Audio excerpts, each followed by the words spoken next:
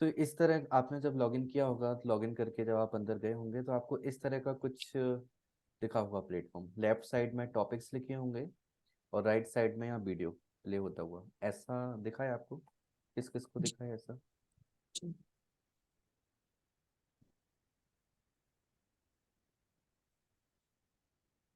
ऐसा प्लेटफॉर्म सभी ने देखा है?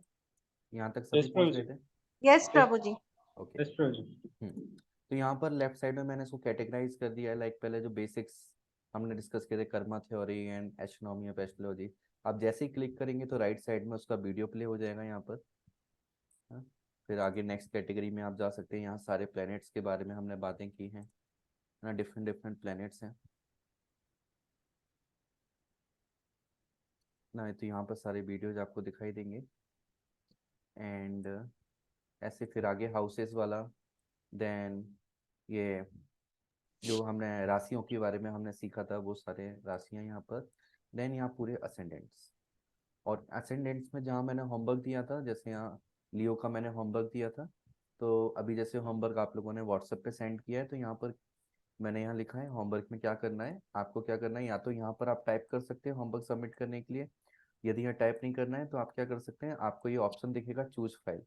आपने यदि फोटो खींचा है तो फोटो, या फिर फोटो से पीडीएफ बनाई है, या वर्ड में लिखा है तो वहाँ से पीडीएफ बना के यहाँ से अपलोड कर सकते हैं। तो इस तरह से क्या सिस्टमेटिक यहाँ पर एक ही जगह सारी चीज़ें हो जाएंगी। ओके प्रभु जी।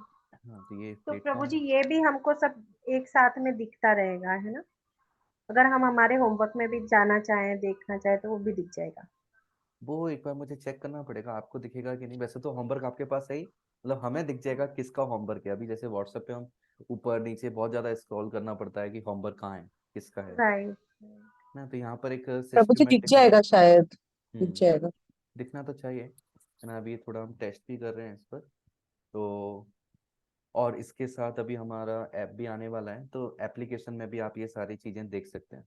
वेबसाइट पे ना जाकर एप्लीकेशन में भी सारी वो तो फैसिलिटी बहुत मिलेगी। बेस्ट रहेगा प्रभु जी। हम्म, बस उसमें वर्क कर रहे हैं। I think within 1 week ये सारी चीज़ें हो जाएंगी। और इसके अलावा ये है कि जैसे हम व्हाट्सएप पे बात करते हैं, तो आप सब लोग क्या कर सकते हैं, व्हाट्सएप की जगह जो ऐप आएगा उसमें कम्युनिटी का ऑप्शन रहेगा।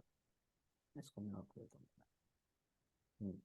वहाँ कम्युनिटी का ऑप्शन रहेगा, तो कम्युनिटी में क्या है, हम डिस्कशन कर सकते हैं। जैसे हमने कोई चार्ट देखा, आ, और चार्ट में सोचा कि ऐसा ऐसा हो सकता है क्या, तो आपस में फिर दूसरे जितने भी डिवोटीज हैं सब उसमें अपने कमेंट शेयर कर सकते हैं।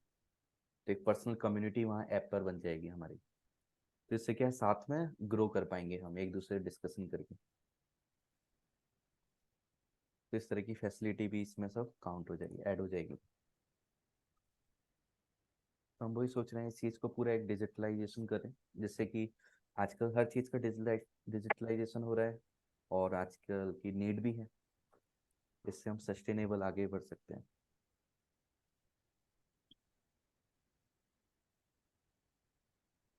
ओके, तो हम्म, और मैं एक्सप्लेन करूँगा आगे जैसे फीचर्स ऐड हो जाएंगे। अभी तो आप सब लोग रजिस्टर कर दीजिए। आई थिंक ऑलरेडी रजिस्टर कर चुके हैं। प्रभु जी ये वीडियोस हमेशा रहेंगे ना अवेलेबल हाँ, या कुछ? हमेशा रहेंगे। अब आ, एक, हाँ, एक चीज़ और मुझे बतानी है यहाँ पर कि जैसे आपने ये वीडियो देखा, आप वो चाहते हैं कि अरे ये तो हम पहले कर चुके हैं, आपको सीधे यहाँ पर जाना है, लाइक सेटन के वीडियो पे जाना है, तो आप अभी स्विच नहीं कर सकते। आपको ये मैसेज आएगा कि आप पहले स्टार्टिंग के सारे वीडियो आपको कवर करने हैं। मतलब तो सीक्वेंस वाइज देखने हाँ, पड़ेंगे साथ। Sequence wise. तो मैंने यहाँ सिक्योरिटी डाली है कि हम स्विच नहीं कर सकते कि ना एक एक वीडियो देखने के बाद ही आगे बढ़ना है। लेकिन आप लोग ऑलरेडी ये सब कर चुके हो, और या आप डायरेक्ट जाना चाहते हो, जैसे कभी किसी प्लेनेट के बारे में देखना है, किसी असेंडेंट के बारे में देखना है, तो असेंडेंट को यहाँ देखने के लिए तो बहुत सारे वीडियो देखने पड़ेंगे, है ना। तो ये प्रॉब्लमेटिक एक चीज़ है। तो आपको क्या करना है, मैं इसमें एक थोड़ा सा लूप होल है वो मैं आपको बताता हूँ। जैसे मैं मून तक चला गया, मुझे मार्स पे जाना है बिना इसको देखे। तो आपके ना अच्छा ऊपर सब यहाँ बटन क्लिक करते दिखेगा। करते करते चले जाएंगे। हाँ, यहाँ कंप्लीट एंड कंटिन्यू ऐसा कुछ लिखा हुआ आपको बटन दिखेगा, या नेक्स्ट का बटन होगा। आपको बस क्लिक कर देना है, आप नेक्स्ट में आगे बढ़ जाएंगे। वो ये समझेगा, मतलब वेबसाइट को ये लगेगा कि आपने वो वीडियो कंप्लीट देख लिया है। Yes, Prabhuji, I did that. हाँ, तो इस तरह से करके आप आगे बढ़ सकते हैं। प्रभु जी, आपने पहले जो सब यूट्यूब के लिंक्स देते थे, वो उसमें भी अगर हम जाए व्हाट्सएप पे तो भी वो खुलेगा? हाँ, वो भी ओपन होगा अभी। क्योंकि व्हाट्सएप पे भी वो लिंक वाले सेक्शन में जाने से वो सारा लिस्ट आ जाता है ना लिंक का, हाँ बिल्कुल, वहां से लिंक देख सकते हैं वहां से भी वो topic। ओपन हो जाएगा। पर यहाँ से एक चीज क्या है, यहाँ से जैसे आपने लॉगिन किया है तो आपका नाम यहाँ पर आ गया है, रजिस्टर हो गया है, तो हमें समझ में आएगा किसने कितने वीडियो देखे हैं। ये पूरा डेटा यहाँ एनालिसिस होगा, मैं दिखता रहेगा कि कौन कितना आगे बढ़ रहा है, किसने कितना आगे किया, कौन कौन से सबमिशन सबमिट किए। तो एक पूरा ट्रैक रिकॉर्ड यहाँ हो जाएगा। यूट्यूब में ट्रैक रिकॉर्ड नहीं रहता, वहाँ केवल नंबर्स दिखते हैं, लेकिन वो हाँ। किसका है ये नहीं पता चलता। यहाँ एग्जैक्टली पता चल जाएगा किस पर्सन ने कितने मिनट तक वीडियो देखा।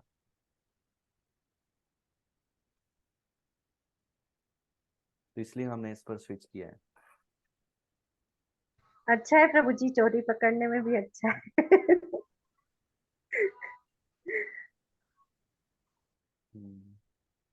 ओके, तो फिर कुछ हम फिर कुछ होमवर्क डिस्कस करते हैं। कोई चार्ट हम ले लेते हैं।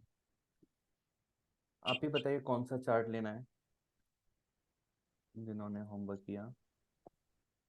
लाइक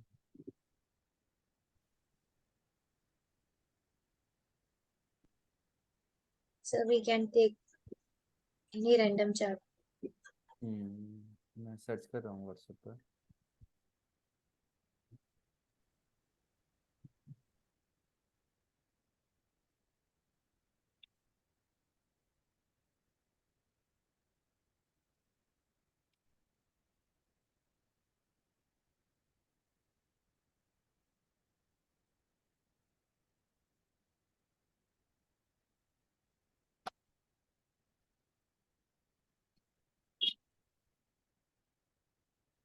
चलिए, एक चार्ट है जो अ, ऋतु माता जी ने शेयर किया था, ये थर्ड हॉरोस्कोप, इसको हम लेते हैं।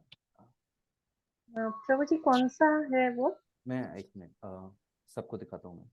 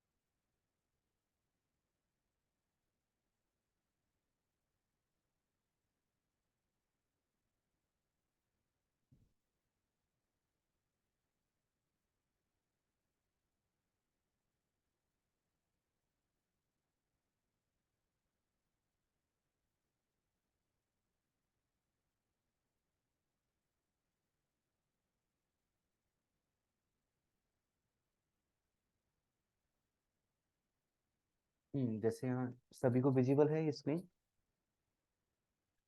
जी प्रभु जी। ओके।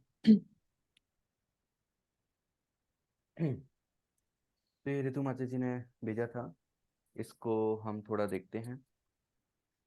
तो हम मैच करते हैं। यहाँ पर मैं लिखा था माता ये किसका चार्ट है, या आपका है या किसी और का, किसका किया था आपने? हाँ प्रभु जी, ये सीता ने लिखा है। अच्छा अच्छा, ओके। मतलब मैं सिर्फ उससे डिस्कस कर रही थी, वो लिख रही वो थी प्रभु जी। हम्म ओके, तो तो यहाँ मेरे पर डांस टीचर का। अच्छा अच्छा, डांस टीचर। ओके, तो यहाँ फिफ्थ साइन लियो है। हम बोला था क्या, bold, courageous personality, can't hold insult, don't like authority about them, self confident, self sufficient, fearless as a line, बिंदास। ठीक है, प्रोवाइडिंग क्या लिखा है, nurture. Providing and nurturing nurturing personality. Personality. Okay, तो इससे सब लोग करते हैं एग्री, इसमें कोई डाउट? एक्चुअली मैं चाहता हूँ वो पॉइंट डायरेक्टली बता पाओ आप, जिससे जो आपने मैच किए और जो आपको मैच नहीं हुए, तो हम डायरेक्टली उसको डिस्कस करते हैं। प्रभु जी मैंने तो जिन जिन को भी शेयर किया था उन सब ने बोला कि एब्सोल्युटली करेक्ट। तो मुझे ओके, समझ नहीं आया गलत क्या है। अच्छा, गलत कोई समझ में नहीं आया ना? ओके, तो फिर हाँ ऐसा कोई जिसका गलत हो, जो गलत निकला था? हाँ, प्रभु जी जैसे मेरे पापा का 4th लग्न है। हम्म। तो वो जो जैसे केयरिंग नेचर होता है, वो रिस्पॉन्सिबल नेचर होता है, वैसे पापा का नहीं है। ऐसा हम्म। क्यों है? ओके, तो उनका चार्ट उसके लिए हमें देखना पड़ेगा। उनका चार्ट शेयर कर सकते हो मेरे साथ? हाँ प्रभु। हम्म। आप मुझे व्हाट्सएप पे स्क्रीनशॉट लेके सेंड कीजिए, फिर हम उनका डिस्कस करते हैं ना। तो इस तरह के पॉइंट्स हम डिस्कस करेंगे तो हमें ज़्यादा अच्छे से अंडरस्टैंडिंग होगी।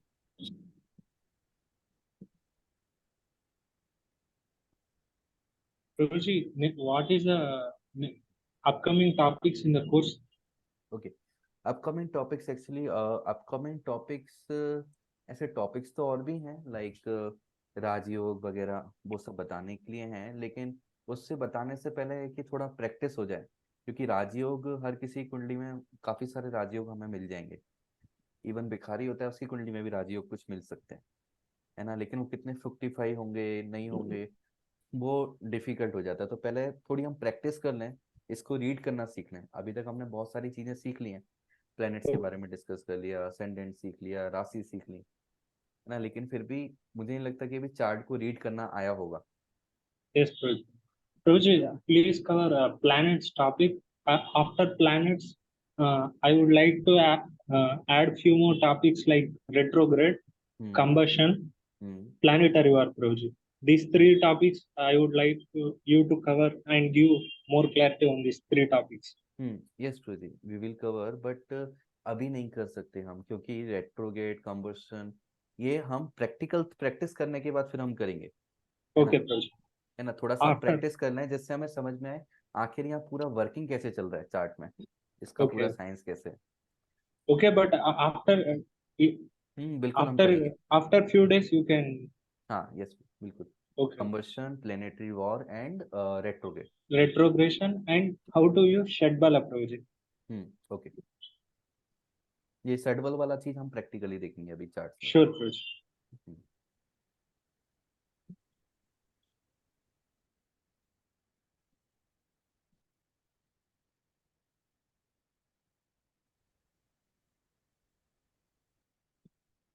Prabhuji, do we cover Navamsha in this course also? हाँ, नवांशा मैं आपको बताऊंगा कैसे यूज करते हैं, पर आपको प्रैक्टिस से ही ज्यादा अच्छे से समझ में आएगा। Okay, but it will cover in this course now. हाँ यस, कि नवांश का हम यूज कैसे करते हैं वो मैं आपको बताऊंगा। बहुत ज़्यादा डिटेल में हम डिस्कस नहीं कर पाएंगे, है ना, वो बहुत लेंदी हो जाता है, पर हम ये Okay, है कि आइडिया दूंगा, मतलब नवमांसा है क्या और किसी के चार्ट में नवमांसा को कैसे यूज करना है, ये हम पूरा सीख लेंगे। sure. Okay. ओके, तो ये चार्ट है। Sir, just want to add some point. yes। Sir, ये चार्ट मैंने भेजा है और ये मेरी एक फ्रेंड का है। अच्छा अच्छा, तो ओके। जैसे अपन ने पढ़ा था कि लाइक जो कैंसर, जैसे अभी सीता ने बोला था कि जो कैंसर पर्सनालिटी होता है वो केयरिंग। काफी इमोशनल और केयरिंग और ये सब। तो मतलब जब मैं इस फ्रेंड को ये बता रही थी, तो वो मतलब वो काफी एज अ क्वेश्चन इसे ले रही थी, क्योंकि मतलब वो सब ये चीजें रिलेट नहीं कर पा रही थी। ऑल्दो मतलब बहुत माइनर से हैं ये सारे पॉइंट्स उसमें, पर मतलब बहुत कम है ये, तो मैं इसे बिल्कुल। नहीं रिलेट कर हाँ बिल्कुल सही, तो पाई। हम इसको हम्म, डिस्कस करते हैं। हाँ, तो ऐसे हम्म। ही हमें केस स्टडी चाहिए जिसको हम अच्छे से डिस्कस कर सकें।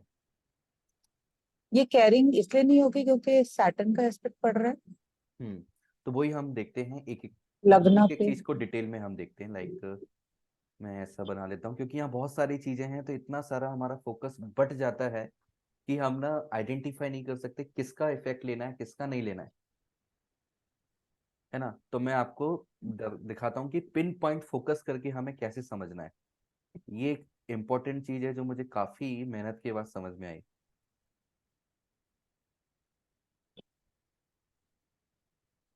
तो मैं यहाँ चार्ट में वही चीज लिखूंगा जो हमारे काम की है। तो ये मैंने चार्ट बनाया normal cancer ascendant.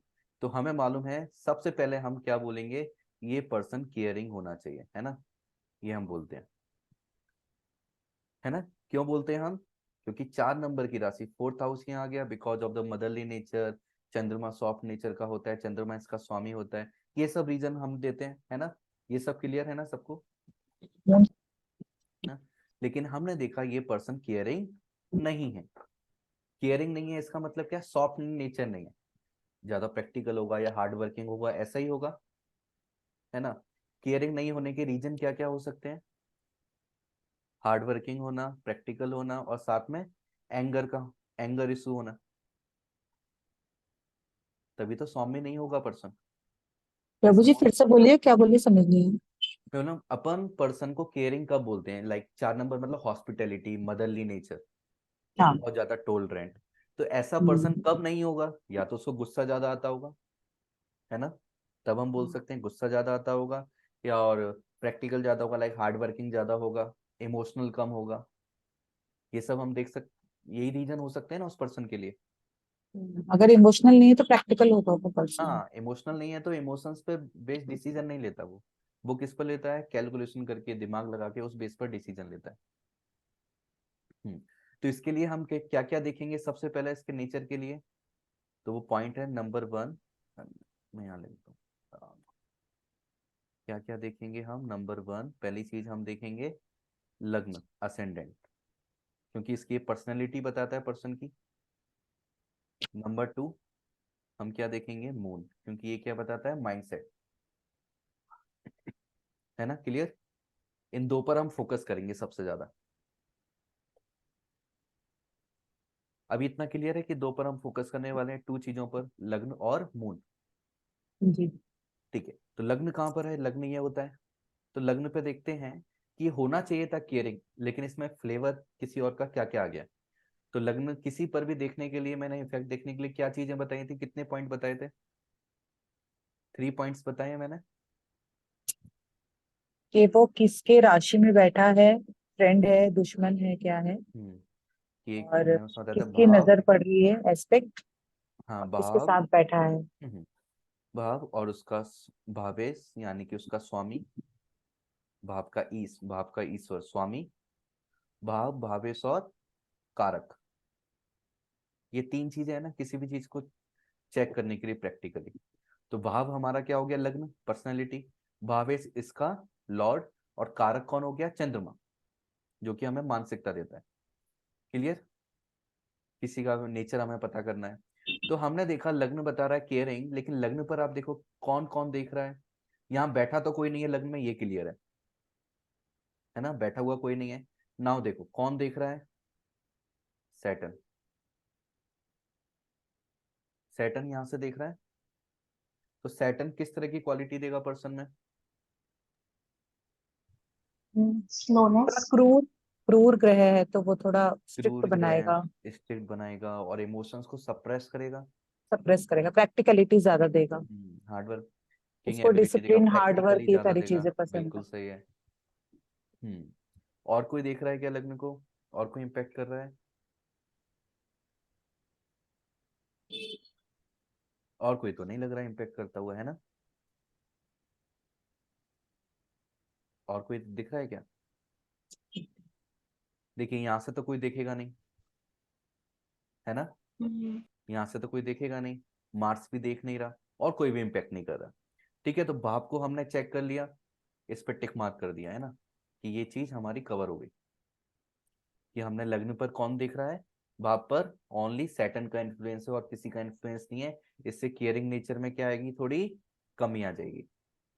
Clear, next और प्रभु जी भावेश, सैटर्न उसको भी देख रहा है ना, मून को भी देख रहा हाँ है। अब वो सेकंड पैर है भावेश, भावेश मतलब लग्न का ईश्वर कौन है, चंद्रमा, और चंद्रमा कहाँ पर बैठा हुआ है, यहाँ पर बैठा हुआ है चंद्रमा। तो नाइन्थ चंद्रमा हाउस, पहले देखिए किस राशि में बैठेगा, नाइन्थ 12 हाउस नंबर, पीसेस, क्या, नाइन्थ हाउस एंड हाँ पाइसिस, Pisces sign. बिल्कुल, 9th house and Pisces sign. तो पाइसिस में क्या करेगा, केयरिंग नेचर में थोड़ा सा इंक्रीमेंट किया उसने, है ना, क्योंकि वाटर साइन वाली राशि है, थोड़ा सा इंक्रीमेंट करेगा। लेकिन अभी यहाँ पर देखेंगे सैटर्न फिर से देख रहा है चंद्रमा को, तो सैटर्न का Mars double also influence aspect हो is गया। good. हाँ उसके बारे में अभी हम बात करेंगे, पहले सैटर्न को हम कवर कर लेते हैं, कि सैटर्न डबल इन्फ्लुएंस कर रहा है, लग्न को भी कर रहा है, लग्नेश को भी कर रहा है, और साथ में यही मून भी है, लग्नेश चंद्रमा भी है, तो इफेक्ट क्या हो जाएगा, डबल हो जाएगा। मतलब डबल मतलब यहाँ पर डबल और यहाँ सिंगल, तो ट्रिपल इफेक्ट हो गया किसका, सैटर्न का। तो सैटर्न 3 बार क्या करेगा, केयरिंग नेचर को कम करेगा। क्लियर है? हम कैसे मैंने कैलकुलेट कर रहे हैं, ऊपर नीचे, या इसको थोड़ा आसान और बनाते हैं, एक काम करते हैं, ये ऊपर नीचे प्रभु ना जी ये जो करके। आप बोल रहे हैं ना देख रहा है, तो वो कहाँ से कहाँ ओके कहाँ ओके से बैठा हुआ रहता है तो देखता है, ओके वो ओके नहीं समझ में आया। ओके, ठीक है ठीक है, वो भी मैं क्लियर करता हूँ, एक मिनट। तो इसके लिए जो हमने प्लैनेट्स की क्लास में पढ़ा था, तो मैं एक बार यहाँ लिखता हूँ कि सैटर्न की जो दृष्टि होती है, सबसे पहले याद रखिए 7 दृष्टि हर किसी की होती है, मतलब जो भी जहां पर बैठता है उसके अपोजिट घर में जरूर देखता है। तो मतलब सैटर्न ये यहाँ बैठा सारे है, प्लैनेट्स के लिए है कि सेवन हाँ दृष्टि सारे प्लैनेट्स की रहती सभी है। की है। तो सैटर्न यहाँ किसको देखेगा, लग्न को। काउंटिंग करेंगे, कैसे करेंगे, 1 2 3 4 5 6 7, है ना। तो इस तरह से हम काउंटिंग भी कर सकते हैं। तो अपोजिट घर में यहाँ देख रहा है लग्न को, क्लियर। नेक्स्ट, इसकी एक दो स्पेशल दृष्टि और होती हैं, वो होती हैं 3 और 10। तो सैटर्न से यदि हम 3 काउंट करेंगे, काउंटिंग वहीं से चालू करते हैं जहां प्लेनेट बैठा हुआ है, तो 1 2 3। तो थर्ड एस्पेक्ट किसके ऊपर आ गया, मून चंद्रमा पे। के ऊपर। हाँ चंद्रमा के ऊपर एस्पेक्ट आ गया। थर्ड एस्पेक्ट सैटर्न का याद रखिए सबसे ज्यादा मतलब क्रूर माना जाता है, क्योंकि थर्ड हाउस किसका होता है, करेज का। तो सैटर्न का जो थर्ड एस्पेक्ट है वो सबसे ज्यादा क्रूर माना जाता है। तो थर्ड एस्पेक्ट चंद्रमा पर आ गया, और चंद्रमा क्या था, लग्नेश भी है, मतलब लग्न पर डबल इफेक्ट हो जाएगा। और चंद्रमा कारक भी होता है मन का, तो मन पर भी डबल इफेक्ट हो जाएगा। तो हम ऐसा बोलेंगे कि केयरिंग नेचर चंद्रमा की वजह से था, चंद्रमा पर कितने नेगेटिव इफेक्ट आ गए, अभी सैटर्न का सैटर्न 3 की वजह इफेक्ट से आ गया। -3 बोल सकते हैं हम, है ना। पॉइंट में करेंगे तो ज्यादा अच्छा रहेगा। पर चंद्रमा 12 नंबर की राशि में है तो क्या करेंगे, +1, एक पॉजिटिव इफेक्ट। लग्न 4 नंबर है, तो इसका भी +1 आ जाएगा। और कौन देख रहा है यहाँ चंद्रमा को, मार्स मार्स। प्रभु प्रभु जी। जी ये मार्स। 10वीं मार्स पे 10वीं दिख रहा है। हाँ ये जो आपने 10वीं दृष्टि का बोला, इसका क्या बोला प्रभु जी? हाँ, ये यहाँ से काउंट कीजिए, सैटर्न से 10 कहाँ आएगा, 1 2 3 4 5 6 7 8 9 और 10। तो इस हाउस में और देख रहा है सैटर्न, लेकिन यहाँ हाउस में कोई भी प्लेनेट नहीं है ना, और हम राइट राइट, चंद्रमा और लग्न में है, इसका कोई भी रोल नहीं है, इसलिए हम इसकी बात ही नहीं करेंगे अभी, ओके ओके। है ना। फोकस होके हमें एक चीज के बारे में कैलकुलेशन करना है, एनालिसिस करना है, अदरवाइज क्या हम कंफ्यूज हो जाते हैं बहुत ज्यादा। तो हम अभी क्या देख रहे थे, पर्सन का नेचर, केयरिंग है नहीं है। 4 नंबर की लगना केयरिंग होना चाहिए, लेकिन सैटर्न का ट्रिपल इफेक्ट हो गया इसलिए -3 दिया। 4 नंबर की राशि है इसलिए +1, चंद्रमा 12 नंबर में इसलिए +1, इतना हमने दिया। अब और हम देखें, चंद्रमा पे और किसका इफेक्ट है, यहाँ पर मंगल बैठा हुआ है, मार्स। और मार्स अपोजिट, या कैलकुलेट करो 7th हाउस, 1 2 3 4 5 6 7। तो मार्स का इम्पैक्ट भी है चंद्रमा पर। तो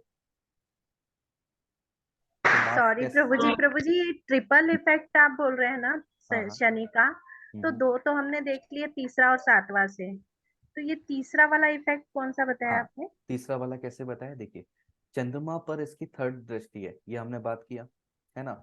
अब जब हम नेचर चेक कर रहे हैं तो भावेश कौन है, मतलब लग्नेश, लग्न का ईश्वर कौन है, चंद्रमा। चंद्रमा। ओके, और कारक कौन है मन का, मन का कारक चंद्रमा। भी चंद्रमा है। चंद्रमा। तो भावेश के नजरिए से एक आया और दूसरा आया कारक के नजरिए से, अच्छा, ओके प्रभु, ठीक। मतलब चंद्रमा यहाँ 2 काम कर रहा है ना। हम हमेशा क्या करेंगे, इन तीनों को चेक करेंगे, कुछ भी हमें कहना, कैलकुलेट करना है, एनालिसिस करना है।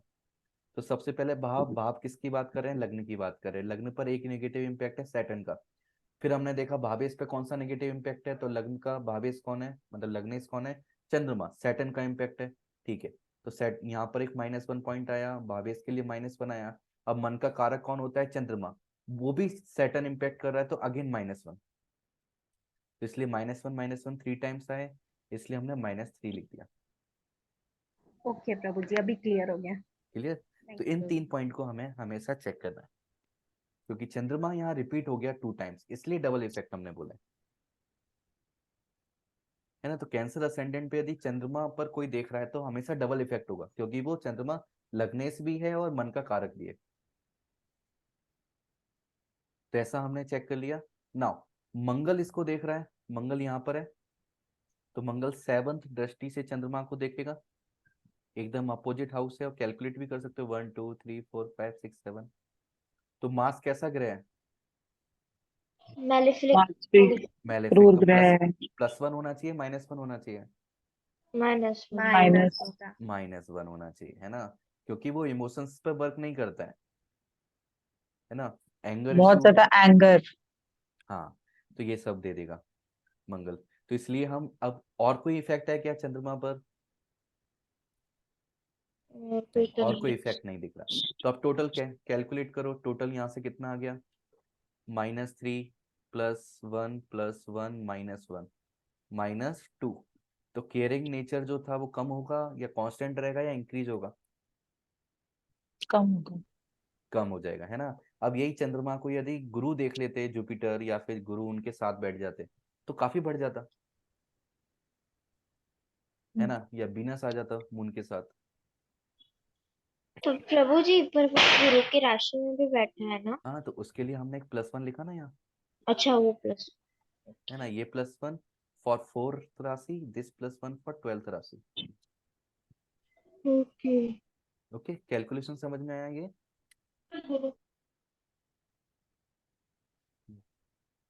निमिषा माता जी, आपको क्लियर हुआ या आपके फ्रेंड के बारे में?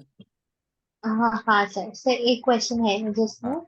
कि जैसे अभी ये फर्स्ट हाउस में सिर्फ राशि बैठी है, हम्म। तो अगर यहाँ पे कोई प्लैनेट भी होता तो हम कैसे देखते थे?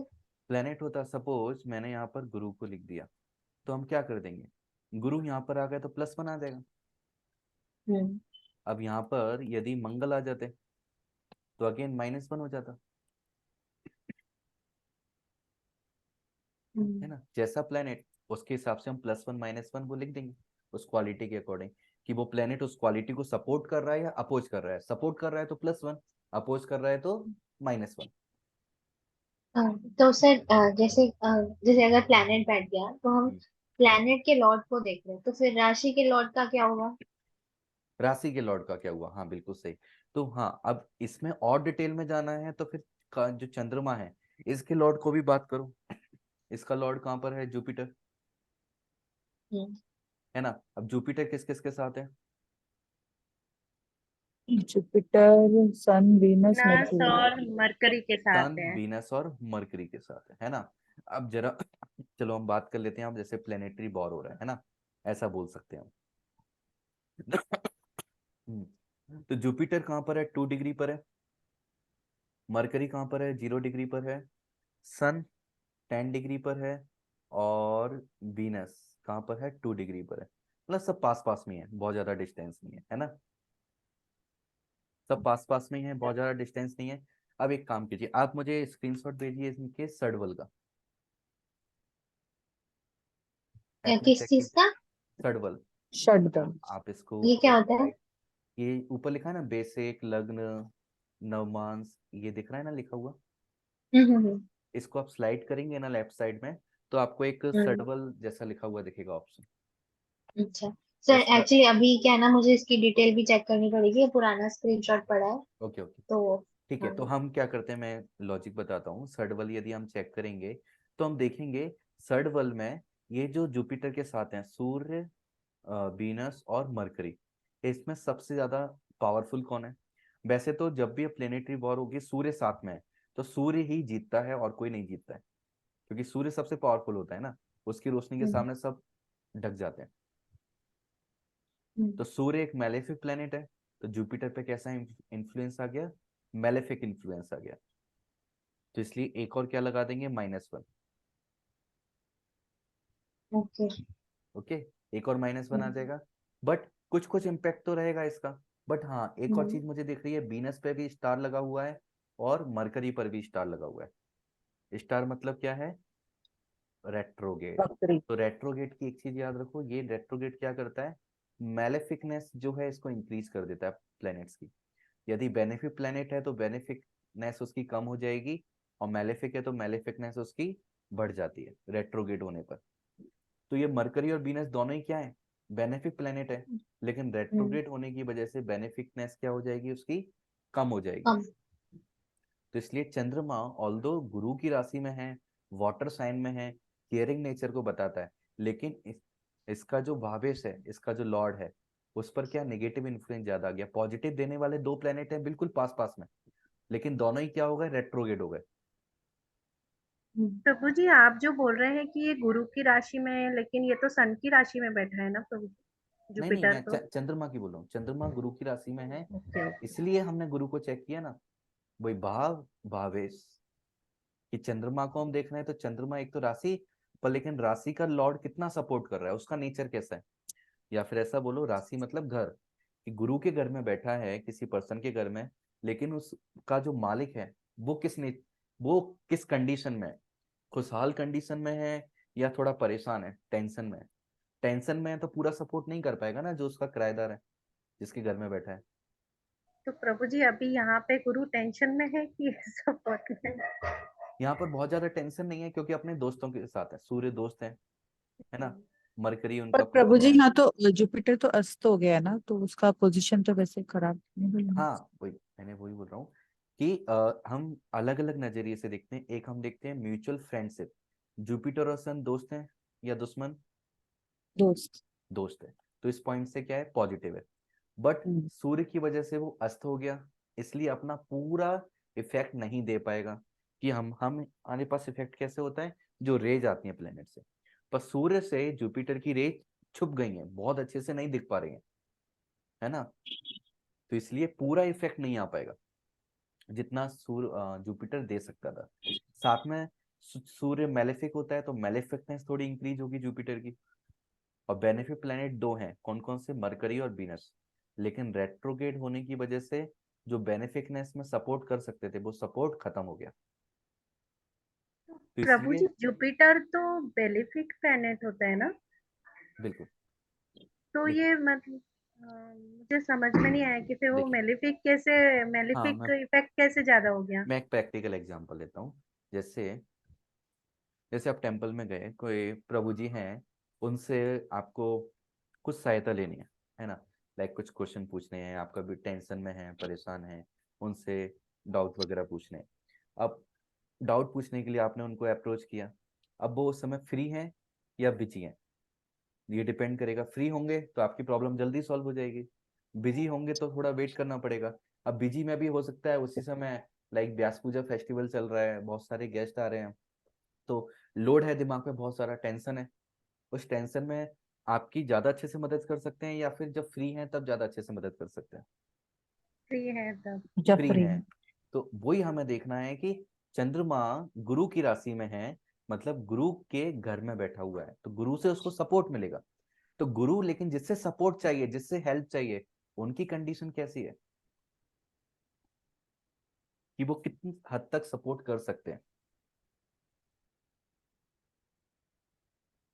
तो अभी हमने यहाँ जुपिटर को देखा, क्या जुपिटर अच्छी कंडीशन में है। देखिए मैं एक लिस्ट बनाता हूँ, उससे ज्यादा अच्छे से क्लियर होगा। पहली चीज, जुपिटर की कंडीशन, यदि हम देखें तो अस्त है जुपिटर।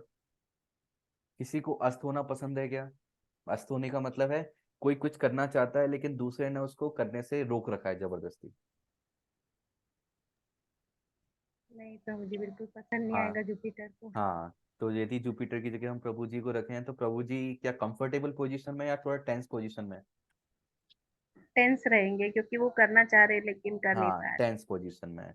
सेकंड, दो और प्रभु जी हैं जो उनको सपोर्ट करना चाहते हैं, बिल्कुल बगल में ही हैं, लेकिन वो किसी और जरूरी काम में बिजी हैं, रेट्रोगेट होने की वजह से। रेट्रोगेट पीछे की तरफ, यानी कि पीठ पीछे करके दूसरी तरफ वो देख रहे हैं, कुछ और काम की तरफ। तो ये उम्मीद लगा के बैठे हैं कुछ हेल्प मिलेगी, लेकिन वो पीछे की तरफ देख रहे हैं, तो एक हेल्प जो मिलनी चाहिए थी वो हेल्प भी कैंसिल हो गई, है ना। यस प्रभु जी। तो यहाँ जुपिटर को हम क्या बोलेंगे, कंफर्टेबल पोजीशन है या प्रॉब्लमेटिक है, तो यहाँ प्रॉब्लमेटिक बोलेंगे, थोड़ा टेंस। ऐसा भी नहीं बोलेंगे बहुत ज्यादा। यदि सैटर्न होते या मंगल होते तब फिर ज्यादा हो जाता प्रॉब्लम, है ना, तब टेंशन ज्यादा हो जाता, अभी टेंशन उतना ज्यादा नहीं है। तो इसलिए, लेकिन फिर भी अस्त हैं, इस वजह से अपना पूरा इफेक्ट नहीं दे पा रहे हैं, काफी कम इफेक्ट दे पा रहे हैं। एफिशिएंसी कम है क्योंकि हाँ, उनकी। ऐसा बोलते हैं, एफिशिएंसी कम है, बिल्कुल। तो इसलिए एफिशिएंसी कम है। तो मून क्या है, मून को सैटर्न से नेगेटिव फीलिंग मिली, और जुपिटर ऑप्टिमिस्टिक फीलिंग देने वाला प्लेनेट है, और जुपिटर से सपोर्ट चाहिए था, वो सपोर्ट भी रुक गया। तो इसलिए कौन जीत जाएगा, सैटर्न की जीत हो गई ना। राइट। तो इस तरह से सैटर्न हमें हावी हो जाएगा मून पे। सैटर्न हावी हो जाएगा यहाँ। मतलब सैटर्न और मार्स दोनों हावी हो रहे हैं यहाँ पे। बिल्कुल सही। मतलब मून एक सौम्य प्लैनेट है और वो अकेले ही दोनों क्रूर प्लैनेट्स को झेल रहा है, तो हाँ, मून एक सपोर्ट नहीं मिल सौम्य रहा है, कोई बेनिफिट प्लैनेट से। बिल्कुल सही। वहां से कोई भी सपोर्ट नहीं मिल रहा, और मून की जो राशि है वो भी सफर कर रही है बिकॉज ऑफ द सैटर्न, है ना। और और एक और मून चीज, भाग्य।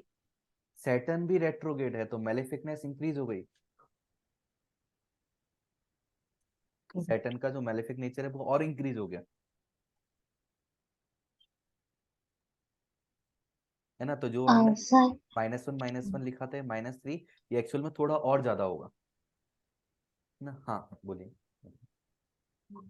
सर एक और क्वेश्चन था मेरा कि जब हम आपने हमें बताया था कि जो शनि होते हैं वो डायरेक्शनल स्ट्रेंथ देते हैं 7th हाउस के बारे में, ऐसा आपने बताया था। हाँ। पर जितने भी चार्ट्स में मैंने नोटिस किया है जिनके शनि बैठे हैं हम्म, 7th हाउस में ही, मतलब उनका ऐसा है कि कुछ के तो डिवोर्स हो चुके हैं, कुछ का डिवोर्स की बात चल रही है। तो बिल्कुल। मेरे को ये समझ नहीं आया कि शनि डायरेक्शनल स्ट्रेंथ देते हैं या क्या, मतलब क्या हो रहा है। देखो, सैटर्न का नेचर क्या था, हमने बात की थी, सेपरेशन। ये मेन कारण है, मतलब मेन जो सिग्निफिकेंस है सैटर्न का, सेपरेशन, थोड़ा और एंजाइटी, फियर, ये सारे एट्रीब्यूट हमने पढ़े थे ना सैटर्न के लिए, हम्म। है ना। अब सैटर्न को डायरेक्शनल स्ट्रेंथ है, मतलब कौन ताकतवर है, सैटर्न ताकतवर है। सैटर्न ताकतवर है, इसका मतलब ये वाली चीजें इंक्रीज होंगी या डिक्रीज होंगी। और इंक्रीज होगी। तो 7th हाउस में जब भी सैटर्न होगा तो ये प्रॉब्लम रहेगी रहेगी। और सैटर्न यहाँ पर 7th हाउस में है, डायरेक्शनल स्ट्रेंथ भी मिल रही है अपनी खुद की राशि में, है ना। और खुद की राशि में है, और वो भी 10 नंबर की राशि में। 10 नंबर की राशि भी क्या बताती है, वो फियर, सप्रेशन, हार्ड वर्क, सबसे ज्यादा हार्ड वर्किंग राशि होती है। तो मैरिज के लिए उस पर्सन को सबसे ज्यादा हार्ड वर्क करना ही पड़ेगा। तो हमें डायरेक्शन कैसे मिला सर? क्या डायरेक्शन, डायरेक्शनल स्ट्रेंथ कैसे मिली इससे? डायरेक्शनल स्ट्रेंथ का मतलब ये देखिए, हर प्लेनेट का कुछ ना कुछ दिशा है ना। चार्ट पहले तरुण कांति के स्कूल ने आपको भेजा होगा, है ना, वो चीज हमें याद रखनी है। डायरेक्शनल स्ट्रेंथ है कि अपनी दिशा में वो प्लेनेट थोड़ा और ज्यादा ताकतवर होता है। तो इस चार्ट में मुझे सैटर्न सबसे ज्यादा ताकतवर दिख रहा है। क्यों दिख रहा है, एक तो सैटर्न अपनी राशि में बैठा हुआ है, अपनी राशि में। पहले कारण। दूसरा 7th हाउस में है, तो डायरेक्शनल स्ट्रेंथ मिल गई। सेकंड रीजन, मेलेफिक रेट्रोगेट हो गया, मेलेफिकनेस और इंक्रीज हो गई। थर्ड रीजन, हम्म। है ना। और सैटर्न को कोई आई थिंक देख भी नहीं रहा, कोई इसको प्रभु जी बेनिफिट। सैटर्न को भी देखते हैं? क्या, प्रभु जी सैटर्न को भी प्लैनेट्स देखते हैं क्या? नहीं, जैसे सपोज यहाँ पर गुरु बैठे होते तो गुरु देखते ना सैटर्न को, अच्छा है वैसा। ना। तो गुरु यहाँ पर देखते तो मेलेफिकनेस को क्या करते, थोड़ा कम कर देते, क्योंकि हाँ गुरु हाँ। बेनिफिट प्लेनेट है। यहाँ बीनस बैठे होते, मतलब शुक्र ग्रह होते बीनस, तब भी मेलेफिकनेस थोड़ी कम होती, क्योंकि बेनिफिट प्लेनेट देख रहे हैं उन्हें। लेकिन कोई भी बेनिफिट प्लेनेट सैटर्न को देख रहा है क्या, कोई नहीं। तो यहाँ हर तरह से देखा जाए सैटर्न की मेलेफिकनेस बढ़ती जा रही है। सर डिवोर्स है इसका, ऑलरेडी हो चुका तो इसलिए अब, लेकिन ये तो हमने मटेरियल पर्सपेक्टिव से देख लिया हमने, कि ऐसे पर्सन का डिवोर्स, मैरिज में प्रॉब्लम आएगी, डिवोर्स होगा, है ना। तो ये हमने देख लिया, बट अब स्पिरिचुअल पर्सपेक्टिव से हमें देखना क्या है, मतलब हमें सीखना क्या है। तो ऐसे जितने भी पर्सन होंगे, इसका मतलब है, मैंने एक पॉइंट बताया था सैटर्न की क्लास में, हमारी लाइफ में जिस फील्ड में भी, मतलब ये 12 जो हाउस हैं अलग अलग हमारे लाइफ के एरिया बताते हैं ना, फील्ड बताते हैं, तो लाइफ के जिस भी एरिया में सबसे बड़ा रिएक्शन हमें मिलने वाला है, वहां पर सैटर्न बैठा होता है, जिसके प्रति हमें सबसे ज्यादा कर्म को नलीफाई करना है। ऐसा डिस्कस किया था हमने सैटर्न की क्लास में। तो यस। यहाँ क्या बोल सकते हैं उस पर्सन को कि आपका जो पार्टनर होगा उसके प्रति आपका सबसे बड़ा कर्म आपको क्या करना है, नलीफाई करना है। तो उनको बेइज्जती वगैरह, टेंशन वगैरह सब झेलनी ही है, इसका कोई उपाय नहीं है। तो यदि हम उसको एक्सेप्ट कर लेते हैं स्पिरिचुअल पॉइंट ऑफ व्यू से कि हाँ बढ़िया है, हमारा जो पाप किए थे, हमने गलती करी थी, वो हमारी खत्म हो रही है, रिएक्शन खत्म हो रहे हैं, तो रिएक्शन से हम फ्री हो जाएंगे। तो मेंटली यदि हम फिक्स्ड अप हैं तो हम मेंटली पीसफुल रह सकते हैं, फिजिकली हम ज्यादा चेंज नहीं कर सकते। तो मतलब यदि वो साथ में रह रहे हैं और उसमें उनमें बनती नहीं है, एंजाइटी ज्यादा है, एक दूसरे की बात को नहीं समझ पा रहे, ये सारी प्रॉब्लम आ रही है, इशू आ रहे हैं, तो क्या करना चाहिए, हमें प्रॉपर माइंडसेट के साथ जब तक पॉसिबल है डाइवोर्स नहीं लेना चाहिए, क्योंकि वो हमें क्या दे रहा है, अल्टीमेटली बैक टू गॉड जाने के लिए हमारा वो टिकट मिल रहा है, नलीफाई हो रहे हैं कर्म। और दूसरा, हमें नई रिएक्शन नहीं बनाना, इसके लिए सामने वाले को हमें कभी भी कुछ बुला, मतलब भला बुरा इस तरह का नहीं करना है, हमें कुछ भी गलत कदम नहीं उठाना है सामने वाले के प्रति। तो सर अगर इसकी अगर दूसरी शादी भी होती है हम्म तो तब भी ये सब इसे बियर करना है? हम्म तो दूसरी शादी भी होती है, तो देखिए दूसरी शादी हम जनरली इससे देखेंगे फिर 9th हाउस से। 9th हाउस को एनालिसिस करके आप मुझे बताओ, 9th हाउस कैसा है इनका, पॉजिटिव है नेगेटिव अब तो नेगेटिव। नेगेटिव हो गया बेचारा। है ना। तीनों लेवल से चेक करो, भाव, भावेश और कारक। भाव मतलब 9th हाउस, 9th हाउस पे सैटर्न की दृष्टि है, मंगल की दृष्टि है, और चंद्रमा बैठा हुआ है। चंद्रमा पॉजिटिव प्लेनेट हुआ, है ना। लेकिन ये मंगल और सैटर्न क्या कर रहे हैं, नेगेटिव कर रहे हैं, जबकि सैटर्न तो बहुत ताकतवर है इस चार्ट में। तो भावेश तो क्या हो गया, नेगेटिव पॉइंट मिल गए काफी ज्यादा। अब भावेश को देखो, जुपिटर को, जुपिटर की अभी हमने बात की थी डिटेल में, तो जुपिटर भी क्या बोलेंगे, थोड़ा नेगेटिव भी बोलेंगे, यस। है ना, बहुत ज्यादा पॉजिटिव तो नहीं है। अब कारक, मैरिज का कारक कौन होता है, वीनस। या बोलेंगे मैरिड लाइफ का कारक कौन होता है, मैरिड लाइफ में जो सुख होता है उसका कारक कौन होता है, वीनस। तो वीनस किस हालत में, की भी हालत खराब है। पहली चीज रेट्रोगेड है, नेगेटिव पॉइंट। अस्त है, सूर्य के साथ है, सूर्य के पास, नेगेटिव पॉइंट।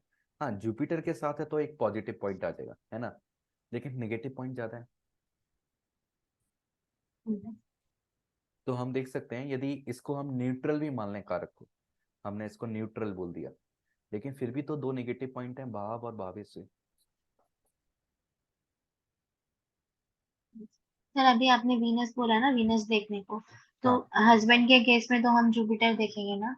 हाँ, हस्बैंड से कैसी बनेगी, हस्बैंड को देखना है तो वो जुपिटर देखेंगे, पर मैरिड लाइफ में हमारा मतलब रिलेशनशिप या फिर जो कॉन्जुगल लव होता है वो हम वीनस से देखते हैं।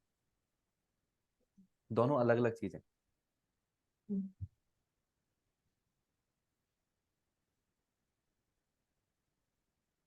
है ना। तो जैसे इन पर्सन है, इनको क्या करना है, स्पिरिचुअल लाइफ में आगे बढ़ना चाहिए। अब जैसे कॉन्जुगल जो लव होता है, लाइक बेड प्लेजर है, तो हम 12th हाउस से देखते हैं, वहां पर कौन है, केतु प्रभु बैठे वहां केतु तो। बैठे हैं। तो केतु से हम क्या सीख, मतलब क्या समझते हैं, डिटैचमेंट। डिटैचमेंट। प्रीवियस लाइफ में यहाँ इसमें इन्होंने काफी मतलब बोलते हैं पूरा कर लिया जो भी इनको करना था, इस लाइफ में क्या करना है, स्पिरिचुअलिटी की तरफ आगे बढ़ना है इनको। ओके। सर आपने ये दूसरी शादी थी वो आपने 9th हाउस से क्यों देखी है? 9th हाउस से क्यों देखिए, 9th हाउस इसलिए देखिए कि 9th हाउस क्या होता है, हमारा लक का हाउस होता है ना। लक का हाउस होता है। और दूसरी चीज है कि हम जो नवमांस देखते हैं आगे, तो नवमांस हम मैरिज के लिए देखते हैं, ये हमें ये मालूम है ना। तो ये नवमांस जो होता है वो क्या होता है, नाइन्थ का अंश होता है। नौवे जो भाव होता है उसका डिटेल वर्जन होता है नवमांस। तो इसलिए हम देखते हैं उसका लक कैसा है, और लक मतलब ये मैरिड लाइफ, मतलब आफ्टर जो सेकंड पार्ट ऑफ लाइफ होता है आफ्टर द एज ऑफ 32। तो ये नवमांस धीरे धीरे एक्टिव होता है, और मतलब मैरिज को भी उससे ही देखा जाता है। Okay sir. ओके प्रभु तो जी, यस मतलब जैसे फर्स्ट मैरिज हम 7th हाउस से देखते हैं, तो किसी की भी दूसरी हो या तीसरी चौथी जितनी भी हो, तो क्या हम 9th से देखेंगे? हाँ, दूसरे तक हम ये 9 से देखते हैं क्योंकि लक्का होता है। उसके आगे फिर क्योंकि किसी किसी की तीसरी तीसरी तक तो जाती है, मुझे यहाँ जहाँ तक पता है। आजकल तो तो नहीं होता थर्ड इतना। मैरिज कहाँ से देखेंगे? हाँ, तो फिर हम नवमांस से ही चेक करेंगे, फिर नवमांस का 7th हाउस 9th हाउस। नहीं प्रभु जी, मेरे जान में एक जन है, उनकी 2 मैरिज हुई थी, थर्ड मैरिज भी फिर किया उन्होंने। अच्छा, लेकिन थर्ड चल रही है क्या? तो इसीलिए मैं पूछ रही हूँ, सेकंड तो आपने बोला 9th, फिर 10th, मतलब थर्ड कहाँ से देखेंगे? मतलब 9th हाउस से देखेंगे और नवांश से देखेंगे? ओके, तो थर्ड का ना अभी कुछ चार्ट्स आ जाए ना, तो थोड़ा रिसर्च करना अभी बाकी है कि थर्ड एग्जैक्टली हम कहाँ से अच्छा। करेंगे। थोड़ा रिसर्च करके फिर उसका आंसर मैं ज़्यादा अच्छे से दे पाऊंगा, कि मतलब अप्लाई करके, कि अप्लाई करके हम देखें क्या क्या चल रहा है। वैसे आपको मैं जिनको बताया उनका चार्ट आप लीजिए। और क्या थर्ड मैरिज उनकी अच्छी चल रही है? मतलब वो अभी करना चाह रहे हैं थर्ड अच्छा, करना मैरिज। चाह रहे हैं, ओके। मैं हाँ आपको डिटेल्स दूँ प्रभु जी, आपके पास देखेंगे? हाँ, आप सेंड कीजिए, स्क्रीनशॉट ऐसे सेंड कर दीजिए व्हाट्सएप पर, मैं यहाँ पेस्ट कर अच्छा, दूँ। बना के नहीं, मेरे पास डिटेल्स है उनका, डेट ऑफ बर्थ अच्छा। वगैरह।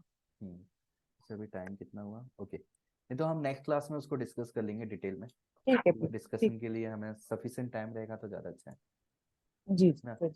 मेनली हमें ये सीखना था किस तरह से एनालिसिस किया जाता है। हम्म, क्या एनालिसिस क्लियर हुआ किस तरह से हमें करना है?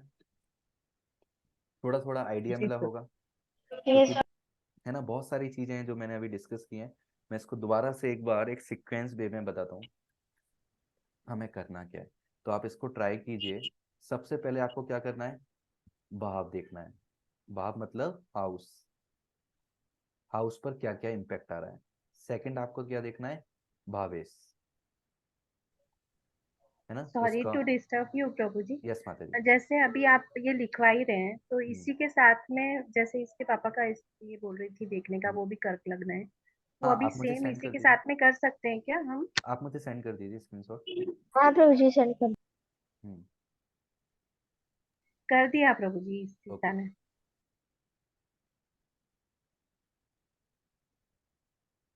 तो ये 3 चीजें हैं जो हमें देखनी है कभी भी कुछ भी एनालिसिस करना है। और इस एनालिसिस में हम क्या क्या देखते हैं, उसमें पॉइंट्स आ जाते हैं क्या, कोई प्लेनेट बैठा हुआ है क्या, प्लेनेट सिटिंग। प्रभु जी ये प्लेनेट सिटिंग हम लग्न का देख रहे हैं ना? किसी लग्न में भाव कोई का, बैठा जैसे है? हम यदि मैरिज का किसके देख भी रहे हैं तो भाव। 7th हाउस में कौन सा प्लेनेट बैठा हुआ है। ओके। भाव मतलब लग्न नहीं, भाव मतलब कोई भी घर हो सकता है ना। फिर एस्पेक्ट देख लेंगे कौन कौन देख रहा है ना, प्लेनेट सिटिंग तो और प्रभु जी ये एस्पेक्ट। जो देखने का आपने बोला था, इसमें सिर्फ शनि ही 3 भाव में देखता है या सारे प्लैनेट्स कुछ अलग अलग भाव में भी देखते हैं 7th के हाँ, अलावा? सारे प्लैनेट्स का, एक मिनट मैं वो लिखवा दूंगा अभी, है ना, या अभी मैं लिखवा ही देता हूँ। सैटर्न का मैंने लिखवाया, चलो यहाँ मैं लिख के देता हूँ। सैटर्न, मार्स और जुपिटर, तो सबकी 7 7 तो होती है, ये हमें याद होना चाहिए। 7 के अलावा शनि की 3 7 10, 3 और 10 एक्स्ट्रा होती है। 7 मार्स की भी होगी, पर मार्स पे 2 स्पेशल और होती हैं, 4 7 और 8। जुपिटर की होती है 5 7 9, है ना। काउंटिंग कैसे करना है ये तो हमें आता है, दृष्टि काउंटिंग कैसे करते हैं अभी मैंने बताया था। और कौन से बचे, ये जैसा जुपिटर है सेम ओके हम तो राहु केतु का लेंगे, है ना। चलो सारे नाम मैं लिख देता हूँ, मून, वीनस, मरकरी, और कौन बच गया, सन सन हाँ सन। सन। सन। तो यहाँ पर ये जो सब है इन सब की ओनली 7 होती है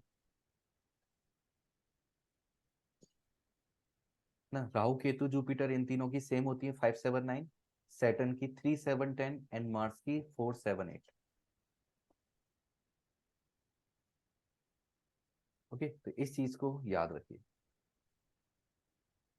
ये दृष्टियां हैं, एस्पेक्ट्स।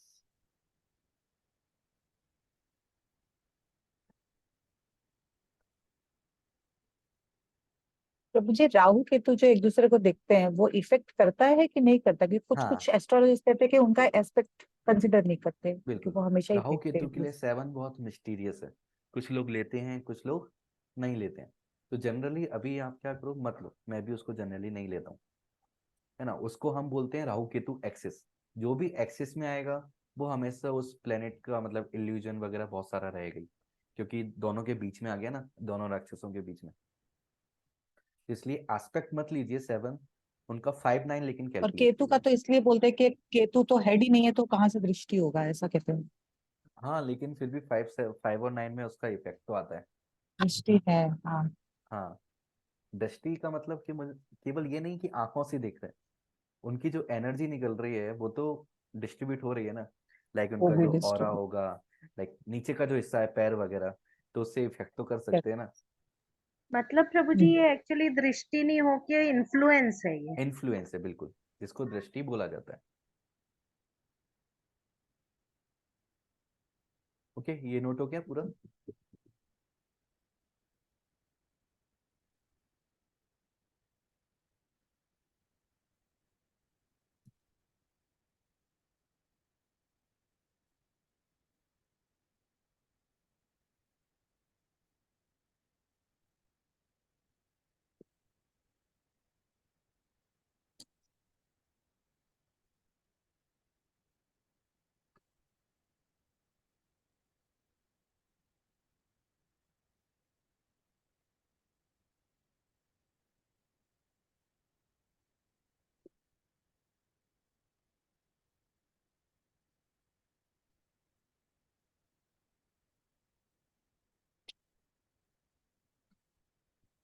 हाँ, तो जैसे ये चार्ट है, तो हम यहाँ बात कर रहे थे केयरिंग नेचर के बारे में, है ना। फिर से हमें वो नेचर डिस्कस करना है।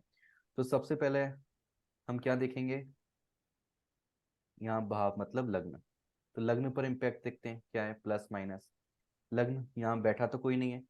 यदि हम अपोजिट देखें तो अपोजिट में कौन कौन दिख रहा है, वीनस जुपिटर। वीनस और वीनस और जुपिटर दिख रहे हैं। वीनस और जुपिटर दिख रहे हैं। तो वीनस और जुपिटर जो हमें दिख रहे हैं, तो यहाँ से कैसा इम्पैक्ट आने वाला है इनका, पॉजिटिव, है ना। वीनस +1 का हमने लिख अच्छा दिया। आएगा बट जुपिटर नीच का है ना, तो हाँ, वो अभी हम कर देंगे, एक एक स्टेप आगे बढ़ जाते हैं। कि हमने मान लिया अभी केवल सिंपली मेलेफिक और बेनिफिक, है ना। तो मेलेफिक और बेनिफिक में हमने क्या किया, सिंपल वीनस और जुपिटर को ले लिया, +1 ये ले लिया। नेगेटिव वाला कोई है क्या, शनि देख रहे हैं, नहीं शनि की शनि राशि नहीं, में। इसको ओ, लग्न को अभी मार्स देख रहा है। मार्स देख रहा है ना, 1 मार्च का 2 3 4, 4th मार्स का 4th एस्पेक्ट आ गया। तो एक नेगेटिव पॉइंट हमने मान लिया, है ना। अच्छा, एक काम और करते हैं, जो सर्डवल का चार्ट दिया है वो और ले लेते हैं साथ में।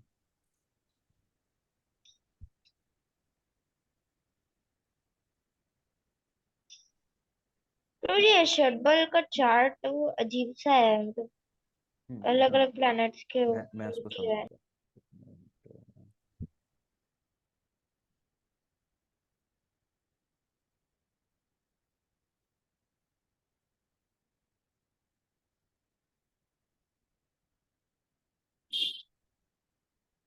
इधर रखते हैं।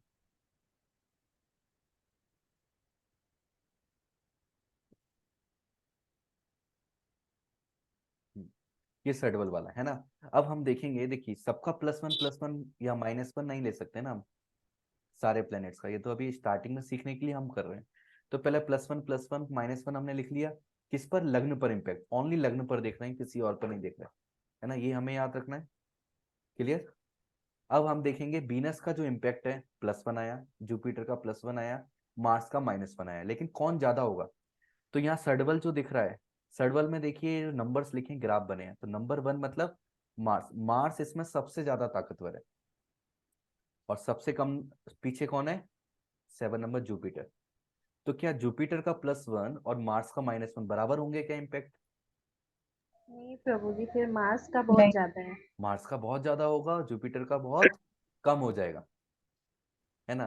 तो इसको बहुत कम लास्ट में है, तो इसको हम 0.1 बोल सकते हैं, +0.1। और मार्स का जो ये था, इसको हम क्या बोल सकते हैं? सपोज 1.5 समथिंग, है ना? ऐसा हमने बोल दिया। नाउ बीनस को देखो, बीनस किस नंबर पर है? 3rd नंबर पर। 3। तो ये +1 लिखा रहने देते हैं हम, ठीक है। तो यहाँ ओवरऑल कितना मार्क्स मिला लगभग हमें? -0.4,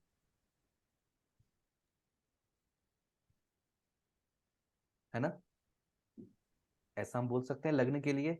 लग्न को डिस्कस किया अभी हमने। सेकंड किसको करना है? लग्न लॉर्ड, यानी कि भावेश। LL लिख देते हैं, लग्न लॉर्ड। लग्न लॉर्ड कौन है? चंद्रमा। अच्छा, तो कारक भी वही होगा, तो दोनों का सेम हो जाएगा, है ना? दोनों का सेम हो जाएगा। तो सबसे पहले देखते हैं किसकी राशि में है ये मून? जुपिटर। जुपिटर की राशि में की है। राशि। तो जुपिटर की राशि में फियरी साइन में है, तो चलो हम +1 लिख सकते हैं जुपिटर की राशि। लेकिन जुपिटर क्या सपोर्ट कर पाएगा उसको? बहुत कमजोर है, नीच नहीं। का है, नहीं कर पाएगा जुपिटर सपोर्ट, है ना? तो जुपिटर सपोर्ट नहीं कर पा रहा है, तो इसलिए हम +1 की जगह इसको थोड़ा +0.5 समथिंग कुछ लिख दो, 0.4, अपने हिसाब से कुछ भी लिख सकते हो। नेक्स्ट किसके साथ है? मून 21 डिग्री पर है, मरकरी 4 पर है, सन 10 पर है, राहु 4 पर है। तो इन्फ्लुएंस किसका ज्यादा है इस पर? सन का, राहु का, है ना? मरकरी बहुत पीछे, 21 डिग्री और 1 डिग्री, बहुत डिफरेंस हो गया, तो इसलिए सबसे ज्यादा, तो इसलिए इन पर कितना इम्पैक्ट आ रहा है? नेगेटिव का इम्पैक्ट आ गया। सन का भी, सन की पावर देखते हैं कितनी है, सन 5 नंबर पर है, ठीक है, -1, -0.8 समथिंग बोल देते हैं। और राहु का इम्पैक्ट भी रहेगा, तो ये भी -1 लिख लेते हैं हम। और किसका? सैटर्न। सैटर्न सीधे यहाँ पर देख रहे हैं, एक और -1। और कोई? और कोई नहीं, है ना? और कुछ भी नहीं है। प्रभु जी, जैसे ये वीनस का जो 7th एस्पेक्ट होता है, ये लग्न पे जा रहा है, और लग्न में मार्स का भी एस्पेक्ट है, तो हाँ, वीनस की जो नेगेटिव क्वालिटीज है वो बढ़ जाएंगी फिर। बीनस की नेगेटिव नहीं, बीनस ने तो हमें +1 दिया ना, पॉजिटिव, सौम्य प्लेनेट है, बेनिफिट, पर अच्छा। है ना? हम लग्न को एनालिसिस कर रहे हैं अभी ओनली इस वाले केस में, ठीक है। तो ये जो लग्न नॉट वाली चीज है, सेम चीज यहाँ पर भी रिपीट हो जाएंगी। तो यहाँ पर कितना मिला हमें? समथिंग -2 समथिंग, सेम -2 यहाँ भी मिलेगा, क्योंकि कारक और लग्न लॉर्ड दोनों सेम है। तो ओवरऑल देखिए कैसा लग रहा है केयरिंग नेचर? उन काफी पीड़ित है, हम्म। क्योंकि मुझे एक लगा तो स्थान में भी बैठा हुआ है ना, हाँ, 6th हाउस बैड में भी हाउस में बैठा बैठा हुआ है, हुआ है। हाँ। तो इस तरह से धीरे धीरे इतना आप सन करोगे के ना, ये साथ है। 3 लेवल, ये 3 लेवल बेसिक है। फिर ऐसी ना दिमाग में और चीजें आती रहेंगी, 6th हाउस में अच्छा ऐसा होगा, ये ऐसा होगा, क्योंकि डिटेल में हम बहुत सारी चीजें कर सकते हैं, पर ये मेन चीज है स्टार्टिंग में बेसिक, ठीक है। सर एक क्वेश्चन है, इस चार्ट में से अगर हम लोग प्लैनेट्स हटा दें, हम्म। ठीक है, तो फिर ये जो 7th हाउस में जो 10th राशि बैठी है, हाँ तो इनके लॉर्ड तो शनि है, तो हाँ, शनि भी तो चंद्रमा पे इफेक्ट डालेंगे ना? नहीं, यदि प्लैनेट्स नहीं है तो शनि नहीं डालेंगे ना, मतलब राशि ऐसे नहीं देखती, राशि नहीं देखेगी ऐसे, अच्छा। है ना? प्लेनेट जहाँ होगा, यदि ऐसा होता तो फिर हमेशा इसकी नजर यहाँ पर होती, 10 हमेशा 12 नंबर पर नजर डालता, 11 वाला हमेशा 1 नंबर पर नजर डालता, क्योंकि 3rd होता है ना सैटर्न का। हम्म। ऐसा हम नहीं करते, प्लेनेट जहाँ बैठा है वहां से हम काउंटिंग करते हैं, कि सैटर्न यहाँ नजर डालेगा, यहाँ डालेगा, और 7, 8, 9, 10 और यहाँ पर नजर डालेगा, ठीक प्लेनेट है से हम सर। काउंटिंग करते हैं। ओके। ओके। ओके, तो ये क्लियर हुआ। तो अभी हाँ, सीमा माता जी, आपको समझ में आया हुआ कि आप बोल रही थी ना मुझे कैंसर असेंडेंट हैं, उनसे रिलेट नहीं कर पा रहे हैं आप। हाँ प्रभु जी, हाँ। हाँ, तो उनका आप चार्ट अब चेक कीजिएगा, इन 3 क्राइटेरिया को चेक कीजिएगा, है ना। पर इस चीज को हम्म, समझने के लिए ना पहले बेसिक वो असेंडेंट वाली चीज हमें क्लियर होनी चाहिए, है ना। बोलते हैं ना ऐसे इंग्लिश सीखने के लिए एबीसीडी आनी चाहिए, एबीसीडी के बाद कुछ वर्ड्स आने चाहिए, तब हम सेंटेंस फॉर्म कर सकते हैं। हम्म। इनका जन्म शायद अमावस पे हुआ होगा, है ना? समर मून साथ में। हाँ, अमावस्या के आसपास 10 और 21 डिग्री का है ना, अमावस्या से के एक दिन बाद कि चंद्रमा आगे निकल गया सूरज से, या तो उसी दिन हो सकता है क्योंकि 13 डिग्री पर डे घूमता है, और यहाँ डिफरेंस आ रहा है 11 डिग्री का चंद्रमा और सूर्य में। तो या तो उसी दिन, या उस दिन के एंड होने पर, अमावस्या के एंड पर, या फिर जो प्रथमा आती है उस दिन। हम्म।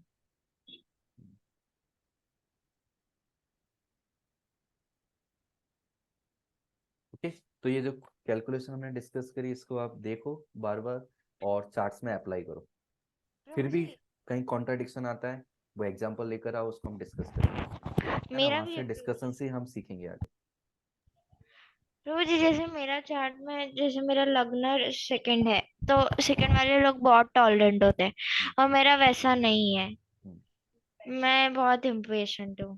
हाँ, तो इसलिए चेक और करो आज जो हमने 3 क्राइटेरिया देखे, भाव भावेश कारक, उससे अच्छा, सेल्फ एनालिसिस करो, है ना। क्या क्या आउटपुट समझ में आता है वो बताना नेक्स्ट क्लास में, है ना। शांति से बैठ के थोड़ा एनालिसिस करो।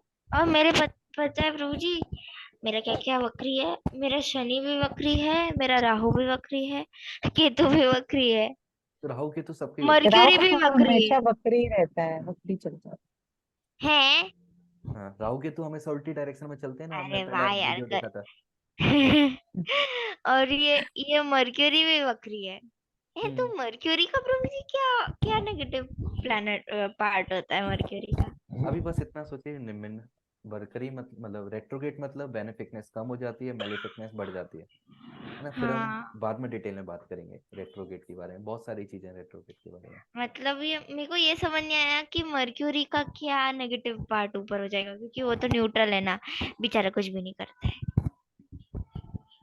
वो हम बाद में बात करेंगे, अभी इस पॉइंट पे एनालिसिस करो ये जो 3 क्राइटेरिया है ना। तो जो आपने बोला है कि इम्पेशेंट नेचर है, वो क्यों है, भाव भावेश कारक।